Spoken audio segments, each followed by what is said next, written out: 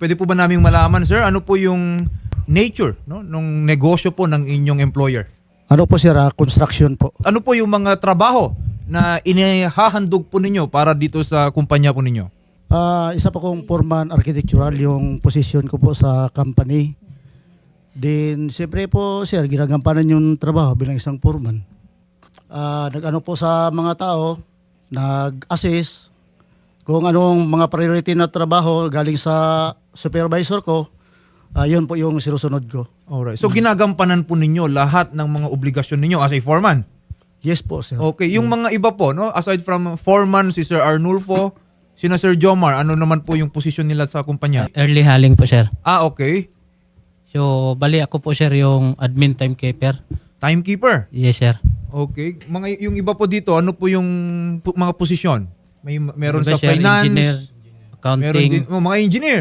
Yes, sir. Warehouse man, meron din, sir. Okay, so kayo po na nasa studio ngayon, 19 na mga katao, halo-halo na po Yes, sir. yung mga posisyon ninyo po dyan sa kumpanya na yan. Gano'n na po kayo katagal dito sa kumpanya ninyo? So, ako po, sir, magpo 4 years na po. Kayo po, Sir Arnolfo. May isang taon pa naman sir. Okay. Yung sino po sa inyo dito ang pinakamatagal na sa kumpanya? Okay, ilang taon na po kayo, sir? 8 years. Okay. So, matagal-tagal na rin yung service ninyo dito po sa kumpanya. Ito po ba yung unang pagkakataon na nangyari itong delay sa inyong sahod? Yes po, sir. Bakit daw, sir? Bali, sir, nag-follow up kami sa HR namin. Wala po silang binibigay na valid reason kung bakit laging delay yung sahod. Meron po kami GC. Okay. Kaming Tinanong nyo lahat. sa GC. Yes, sir. Ano pong reply nitong si ang HR? reply ng HR, sir, nasa treasury na raw po, for funding pa raw po. Pero yung kailan sahod pa yan? namin. Kasi 3 cut-off na, sir, wala kaming sahod eh. Ang tagal na nun. Mahigit 1 buwan na. Okay. So, Kung noong umpisa pa lang and for funding na, kumbaga, yung nga, sir. pipirmahan na lang, no? Or di kaya bigyan lang ng instruction yung bangko na i-release na yung sahod nitong mga empleyado. Andali na lang sana nun. Baka naman ayaw lang sabihin, pero sa ngayon naghahanap pa sila kung saan makakakuha ng pampasweldo sa inyo. Parang ganun, sir. Naghahanap pa siguro. Pero wala po bang nabanggit sa inyo, mga sir, mga ma'am, hintay lang kayo ng ilang araw, ganitong linggo, ibibigay na po namin? Actually, sir, wala po, sir. Kasi nag-message ako sa GC na maglabas lang po sila ng memo kung bakit laging delay yung sahod at kung anong dahilan. Opo. Wala po silang nilalabas na memo, sir. Wala pa rin. So talagang tahimik sila. Yes, sir. Patungkol Hanggang dito ngayon. sa kanilang hindi pagbigay ng sahod sa tamang panahon. Yes, sir. Pero in the meantime, sir, kayo po dito ay hindi nakakatanggap ng inyong mga sahod, kayo pa rin ay patuloy na pumapasok Yes, at sir. trabaho? Active pa rin kami, sir. So ng pag company nandun kayo namin. sa workplace ninyo, nakakasalubong nyo si HR, parang wala man lang Yes, sir. Parang nababanggit wala or lang. anything? Wala, sir. So kumbaga, business as usual tayo. Ang hirap naman po niyan. Ang hirap ka, sir. Kasi Oo. nagugutom na kami. Pati pamilya namin nagugutom na rin. Lahat ng empleyado dyan sa kumpanya ang hindi nakasahod or pinili lang yung mga hindi muna sasahod? Lahat kami, sir. PMI. Lahat talaga. Kompleto ba yung mga benefits po ninyo? Yun nga, sir, Isa rin yung concern namin. Ito, kaya nga dinala ko yung payslip ko. Dahil binabawasan kami pero hindi naman inuhulog. Simula nung August 2024 hanggang ngayon. Yung tinutukoy po ninyo, sir, is yung mga SSS, SSS, Pag-ibig, Pag-ibig, PhilHealth. Yes, sir. Ay Kinakaltasan malaking kami. problema yan. Kung kinaltasan kayo pero hindi nila iniremit, Yes, sir. malaking problema po yun. Mahigit No? May isang taon na, kaukulang sir. parusa po yun. At sa inyo naman, bilang mga empleyado, kawawa rin kayo kasi kung may pangangailangan kayo sa SSS, Oo, Pag-ibig, or pag nag- PhilHealth, no? pag Huwag naman sanang mangailangan ng medical needs, pero if ever, kung hindi kompleto po yung inyong contribution, madidisqualify po kayo sa mga benefits ng Social Security System. Yes, sir. Ano pong explanation nila doon, sir? So, wala rin, sir, Yun. Pero sinabihan nyo sila na Sir, nakarating sa amin yung mga kinakaltas pala ninyo buwan-buwan, hindi naman pala nakakarating sa SSS. sir, galing nga rin kami sa ICC, sir, So sinabi po ng SSS talaga na wala. Yes, sir. Wala. Walang hulog. Ano yun? Talagang mula August last year, wala or Mula butal-butal? Mula August 2024 hanggang ngayon, sir, walang hulog. Zero. Zero. Pero binabawasan Pero kami. sa payroll ninyo ha, naka-reflect na Naka-reflect, nabawasan. sir. Ito po yung payslip ko, sir. Kaya dinala ko Nakaltasan. to. Oo. Okay. Simula August to. Hindi, mabigat po yan. No? Yung parusa dyan sa hindi pag-remit po ng SSS contributions, lalo pag kinaltas mo na. Okay? This is very disturbing. Kasi una po sa lahat, ha?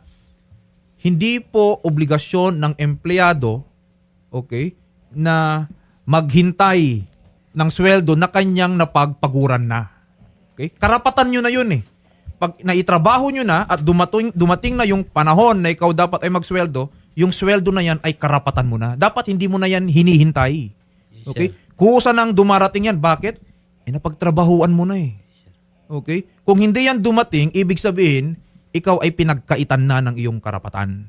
Okay? At meron na yung kaparusahan sa ating pong batas. Bukod, sweldo pa lang yan ha. Hindi ko pa tinatanong kung kayo ba ay nabibigyan ng overtime pay. Nabanggit-banggit ba or may parinig man lang ba na meron kayong 13-month pay? Meron po bang ganun sa inyo? Sa ngayon, sir, last year, sir, meron kami 13-month pay. Sa ngayon, di pa namin alam. Kasi Sa tingin mo ba? Sa tingin sa nga ngayon, namin, sir, meron kang 13-month pay. yun nga ang di pa namin alam, sir. Kasi sahod pa lang, hindi na sila makapagpasahod Yun na nga sa amin. Lalo na yung 13-month pay kasi isang buwan sahod mo yun. Correct, sir. No, yung sahod ninyo, sabi ko kanina, karapatan mo yun kasi napagtrabahuan nyo yun. Yes, sir. Yung 13-month pay, karapatan nyo rin yun kasi nasa batas Kasi nasa yun. batas yun. Okay. Magandang hapon po, Sir Manuel Cayabyab. Ano pong pwede nating maitulong po, Sir Manuel? Unang-una po, pwede po silang magtadya dito sa aming opisina para ihain ang kanilang formal na reklamo. Ngayon, sa aming visitorial function ng Department of Labor and Employment, pwede naming patawag muna pa baka magkusa yung management na bayaran na yung mga naantala o hindi pa naibigay na sweldo nila sa lalong madaling panahon. Pero sakali man hindi sila sumunod o ayaw pa rin nilang makinig despite yung patawag namin sa parehong partido, pwede namin silang inspeksyonin at kapag napatunayan na mayroong violation ng hindi pagbabayad, bibigyan na namin sila ng panibagong pangalawang pagkakataon para bayaran sa after ng mandatory conference dahil na-inspection na Yes, sila sir. dahil Opo. pinagbigyan natin sila mag-comply voluntarily. Ngayon, kapag hindi po sila mag-comply at dumaan na sa tamang proseso, notice at saka hearing para sa management, pwede nang ma-orderan yan para bayaran yung mga back wages nitong mga gwardiya. Itong mga construction workers pala. Yun ang magiging proseso ng batas ng Department of Labor para sa kanila na maitutulong namin sa kanila po. Yes po, sir. No? And actually, para po dun sa visitorial functions po ng inyo pong tanggapan, another ground siguro na pwede nating gamitin para may schedule po agad yan is the fact na even po yung SSS confirmed na kahit may kaltas sa kanilang payroll slip, payslip, hindi rin naman po pala nare-remit. Thereby, itong ating mga empleyado po ngayon, in case na mangailangan sila ng benefits from SSS, hindi sila magkwa-qualify. So, Sir Manuel, I think it is very important. Okay po, sir. Sige po. Yes, sir. What I'm saying, Sir Manuel, is this is very important na mapabilis po natin yung pagkaroon ng visit o di kaya nung inspection o di kaya pagtagpuin po natin, no, yung kanilang employer together with the employees. Gusto po nating malaman, no, ano po yung reason bakit naman hindi i-contribute, hindi iniremit yung kanilang mga ipinagkaltas. Sa opisina po namin, sir, meron po tayong tinatawag na single entry approach. Yeah, yung SENA. Ito pong, yung SENA. Kaya po itong mga construction workers na ito, kailangan pong magsadya sila dito para makapag-file ng SENA po para mapatawag yung management. Baka sa pagpapatawag namin, ma-resolve kaagad yung nasabing hinaing nila. Pati na rin yung hindi pag-remit ng SSS. Pero Yes, kapag ito hindi na-resolve po yung SSS, pwede nilang idulog mismo direkta sa concerned agency. Sa commission, yes. Kasi yung DOLE po, wala pong jurisdiction sa mga bagay na yan tulad ng SSS, Pag-ibig, PhilHealth. Ganon po, sir. Yes, yes. I understand, no, Sir Manuel. Actually, kami dito, umaasa kami na as soon as may patawag po sana ninyo, ito pong kanilang employer, baka dyan sa tanggapan pa lang ninyo, magkaroon na ng bayaran. Okay? Kailangan pong mag-file. Pwede po silang mag-file. Habang nandiyan sila sa inyo, pwede silang mag-file ng online SENA para hindi na po sila magpunta dito sa amin. May mag-file na ng direktang dahil nandito naman yung management, ang kumpanya, dito ang address niya. Mag-file na sila ng online SENA sa aming website para hindi na sila pupunta dito, hindi na ma-aksaya ang panahon nila at may schedule na po yung pagpapatawag. Ilagay lang nila yung complete address ng itong agency o ng kumpanya nila para mapatawag po. Pati yung address nila para kung sino man yung parang principal complainant among them. Siguro si Poriman, siya yung principal complainant, ilagay niya para ma-indicate din kapag pinatawag sila, ma-notify. Oo. Para magsabay sila na pumunta po dito sa opisina. Okay. Yes, sir. No, at least no, maganda po 'yan, no, na meron na tayong online Matagal platform. na po para, yun. Matagal po. Yes, sir. No, para ito nga po, no, yung ating mga empleyado ngayon magkaroon ng immediate relief man lang kahit papano. Makita nila na kasi yung concern naman nila ipinabot na nila sa management, walang nangyari. Sana naman po dito sa atin ngayon dito may mangyari. Okay, at sa mabilis na Yes po. panahon, magpapasko na. Sir Manuel, kawawa tong mga to. Naintindihan po namin yan, sir. Kaya nandito po yung Makati Pasay Field Office para pakinggan at tulungan yung mga may mga hinaing tungkol sa mga ganyang hindi pagpapasweldo o kaya hindi magbabayad ng mga tamang pasweldo at benepisyo. Sige po, ngayong hapon din mismo, no, we will be filing online SENA application or ilalapit yung concern nila via your online platform. And then tingnan po natin, no, kung kailan po ninyo maisaset yung kanilang pagtatagpo. Basta na-receive po ng mga staff namin yung ipinail through online, ipapatawag po kaagad po yan, sir. Alright. Basta makipag-coordinate na lang po doon sa tao namin para kung sino yung mga parties, pati yung complete names, complete addresses, at saka kung ano po yung mga hinaing nila para malinaw po. Alright. PhilHealth, di ba? Kasama yung PhilHealth sa mga hindi nahulugan. Yes, sir. Aside from SS. Yes, At yung pag-ibig din. So lahat ng mga Lahat niya, social benefits ninyo. Lahat, sir. Zero. Yung mga loan namin, sir, nagkakaroon na ng malaking penalty. Ang problema talaga, sir, yung pangaraw-araw na namin na kakailanganin, sir, kasi isipin mo naman, sir, Isang buwan na may higit eh. isang buwan na mahigit. Kaya magdi-December pa, sir. Buti lang, sir, yung trabaho namin doon sa Ceres, kasi medyo malawak yun, may talbos na mga kamuti doon. Lagi lang kami, yun lang pag-ulam namin lagi, kasi wala talaga eh. So kung ano na lang yung meron. Ano lang mayroon doon, sir eh. Kayo, kung natigil, kumbaga, yung sweldo ninyo, yung mga obligasyon nyo naman, hindi naman nasususpend. Oo. Yes, sir. Yung first thing na gagawin natin dito is we will file, kumbaga, yung inyong reklamo doon sa DOLE. Okay? And what we're gonna do that, sabi nga kanina, is online na. So, hindi na lang kayo na nandito ngayon, isama na natin lahat. Kasi Yes, sir. baka mamaya maglabas ng order yung DOLE, hindi nakasama yung mga yon. Okay? So, sabihan nyo rin sila, no? I'm sure, ipagbibigay alam naman ninyo kung ano yung mga steps na gagawin natin dito.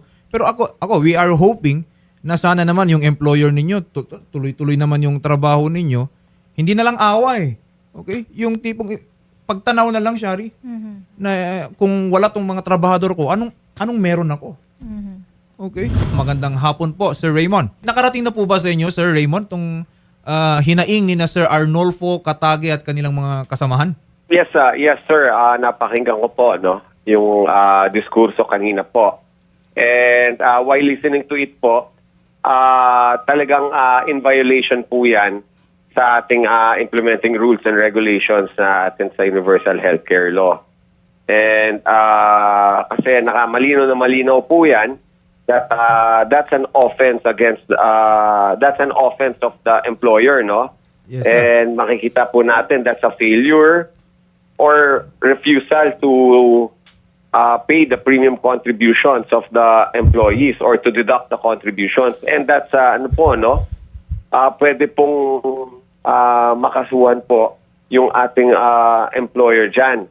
So in the meantime po, what we will do is we will endorse po yung papacheck muna natin, nakuha ko naman yung pangalan po ng employer eh.